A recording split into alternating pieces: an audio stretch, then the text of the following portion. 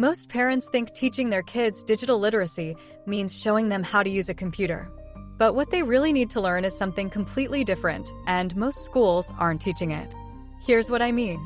Your 10-year-old can navigate YouTube better than you can. They know how to swipe, tap, find what they want, and get lost in it for hours. They're digitally fluent in that surface way. But can they spot when someone's lying to them online? Can they understand why an app wants their location? Do they know the difference between a real news story and something designed to get clicks and mess with their emotions? That's the gap. And it's getting wider every single day. Think about what you were taught in school. You learned to read books. You learned to think critically about what authors said. You learned grammar, structure, how to identify bias. Your teacher taught you that not everything in print was true, and you needed to question it. You developed what we call media literacy.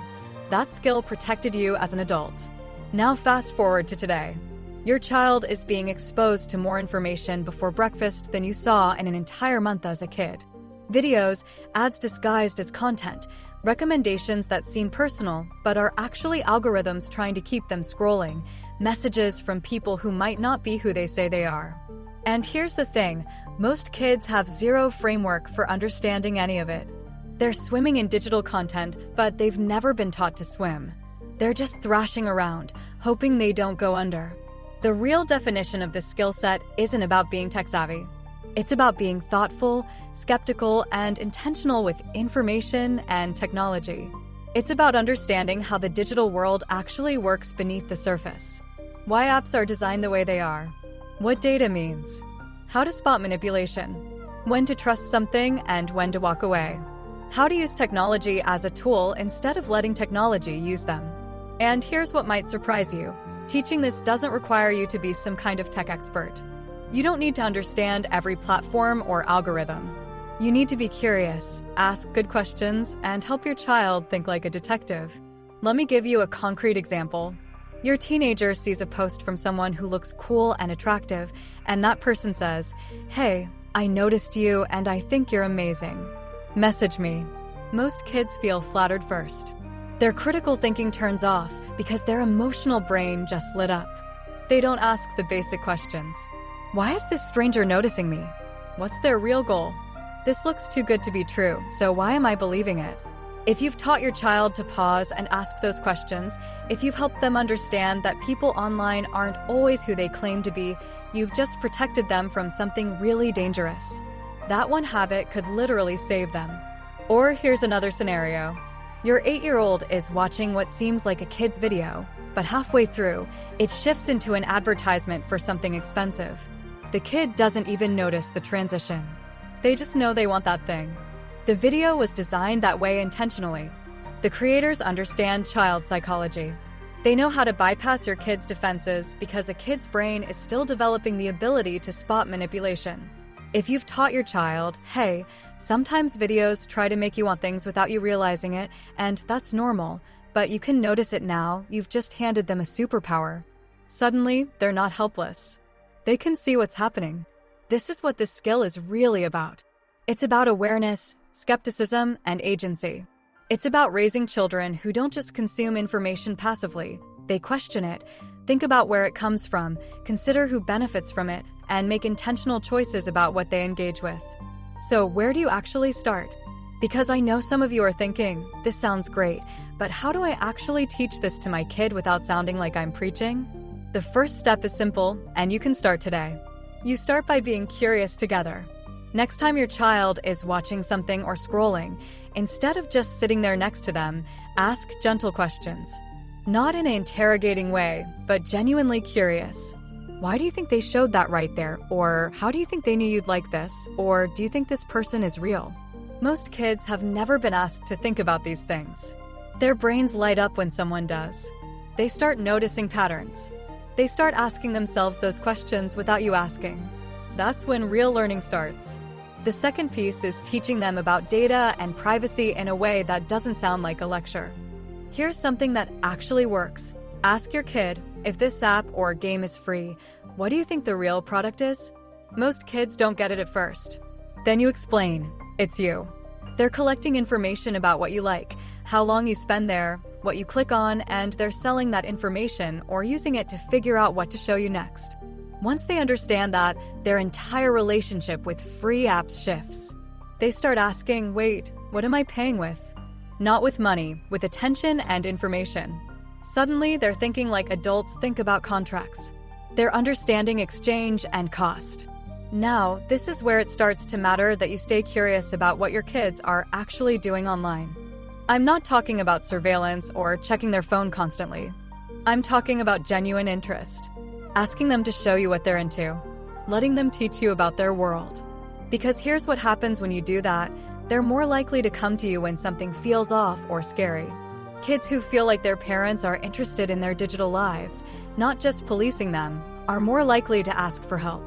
They're more likely to tell you when someone is being weird with them, or when they stumble onto something that frightens them, or when they're worried about something they saw. That relationship is actually your best protection tool. And this is important enough that I want to point you towards something that can help. If you're feeling overwhelmed about exactly how to have these conversations or where to start with your specific kid and their age, I've created a free sample chapter from a guide specifically about raising kids wisely with technology. It walks through age-by-age strategies, how to have these talks without sounding like a parent from the 1950s, and how to actually spot when your child might be in trouble online. The link is in the description, grab it.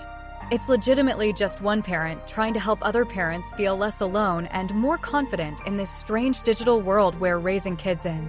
Now let me talk about something else that matters, teaching your kids about information sources and how to spot what's real. Because misinformation is everywhere. Kids are learning false information as easily as they learn the truth, and sometimes more easily because false information is often designed to be more emotional and shareable. Here's a practical way to teach this. When your child comes to you with something they learned online, maybe it's something shocking they saw or read, instead of immediately telling them whether it's true or false, help them investigate. Ask, where did you find this? Then, who wrote it? Do you know who that person is? Then, what are they trying to make you feel? Are they trying to scare you? Make you angry? Make you laugh? Then, can you find this same information from other places you trust? This is the investigative process adults use. You're teaching your child to do it too. And it's so much more powerful than just telling them, don't believe everything online. There's also something important about teaching kids how algorithms work, and I know that sounds technical, but stay with me. An algorithm is basically a set of rules that decides what to show you. Your kid likes one video about cats. The algorithm notices. It shows them more cat videos. They click on those. The algorithm notices that too. It keeps showing them cat videos, but then it starts slipping in videos that are similar but slightly different, maybe cat videos that are more extreme or weird or unsettling. Because the algorithm's job isn't to make your kid happy. It's to keep them watching. Once your child understands this, they can see it happening. They realize, oh, I'm being pulled deeper into something. That awareness is the whole game. They can choose to stop or keep going consciously instead of accidentally. Here's something else most parents don't realize. Your child's digital literacy also includes understanding their own psychology. Why do they feel the need to post something? What are they hoping will happen? Do they feel anxious if they don't check their phone? These aren't signs of something being wrong with your kid. They're just normal responses to technology that's literally designed to be addictive. But if your child understands how that works, they can make better choices. It's like knowing that sugar makes you feel a rush, so when you eat a cookie, you understand what's happening to your body instead of just feeling out of control around sweets. The awareness changes everything. And please hear this. Teaching your child these things doesn't mean they'll never make a mistake online. They will. Kids are kids. They're impulsive and curious, and sometimes they don't think things through. Your job isn't to make them perfect. It's to help them understand the consequences of their choices, learn from mistakes, and develop judgment over time. The other part of this that often gets missed is teaching kids about their own value and identity separate from the digital world. Because so much of what happens online is tied to validation, likes, comments, followers, how they're perceived. Kids are already struggling with self-worth and fitting in, and social media amplifies all of that. If your child has a solid sense of who they are, what they believe, and what actually matters to them, that's their real protection. Not just knowing how algorithms work, but knowing themselves. Knowing that their worth doesn't come from how many likes a post gets. Knowing that other people's opinions, while they might sting, don't actually define them. Knowing that it's okay to be different. That kind of confidence is built in real life, through real relationships, real accomplishments, real challenges overcome. It's not built in front of a screen. So while teaching digital literacy is crucial, it also has to be balanced with actual life. Time offline. Time with friends in person. Time doing things that matter to them that have nothing to do with digital validation.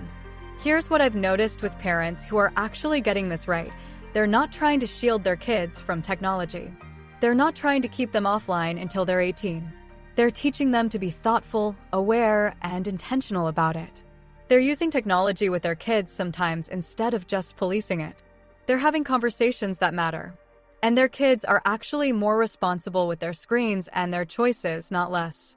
So if you're sitting there thinking, I'm already behind, my kid's already online, and I haven't done any of this, I want you to know it's genuinely not too late to start. You can begin today. Pick one thing. Maybe it's having a conversation about data. Maybe it's asking your kid to teach you about something they're into online. Maybe it's sitting together and looking at an ad and talking about what it's trying to make you do. Start small. Start curious. Start with genuine interest. Because here's the truth. Your child is growing up in a digital world whether you like it or not. That's just the reality. But you get to shape how they navigate it. You get to help them develop the thinking skills that will protect them. You get to raise children who aren't victims of technology, but who are intentional, aware users of it. And that matters so much more than you probably realize. One more thing that I think deserves attention: helping your kids understand online safety in a way that doesn't make them paranoid, but does make them cautious. There are real dangers online. Predators exist. Scams exist. Cyberbullying happens. But most kids navigate these threats successfully because they've been taught some basic awareness. Teaching them not to share personal information with strangers online. Teaching them that they can always come to you if something makes them uncomfortable. Teaching them about passwords and privacy settings. Teaching them that just because something is on the internet doesn't mean it's safe. These aren't meant to scare them. They're meant to empower them with knowledge. And honestly, the kids who do get into trouble online are often the ones who haven't been taught any of this, or the ones who are so afraid to tell their parents what's happening that they try to handle it alone. So your job is to be the kind of parent they want to tell. That means not overreacting if they come to you with something that scares them. It means not immediately taking away their device or punishing them for stumbling onto something inappropriate. It means listening, helping them understand what happened, and figuring it out together. That's how you keep them safe, not through punishment or excessive control, but through connection and trust. Think about the conversation you want to have with your teenager at 16 or 18. Do you want them to hide their digital life from you? Or do you want them to trust you enough to come to you when they're confused or scared, or when someone is being inappropriate? That choice starts now, with how you respond to their questions and their mistakes. So here's my challenge for you this week. Pick one conversation, just one, with your child. Ask them to show you something they like online. Ask them questions about how they think it works. Listen more than you talk. Let them be the expert. Notice what they understand and what gaps there might be. And then, in a natural way, maybe teach them one thing. One small thing about how to think more critically about what they're seeing. That's not a big burden. That's just being a parent in 2024 and beyond. And honestly, it might be the most practical thing you do for their safety and their future.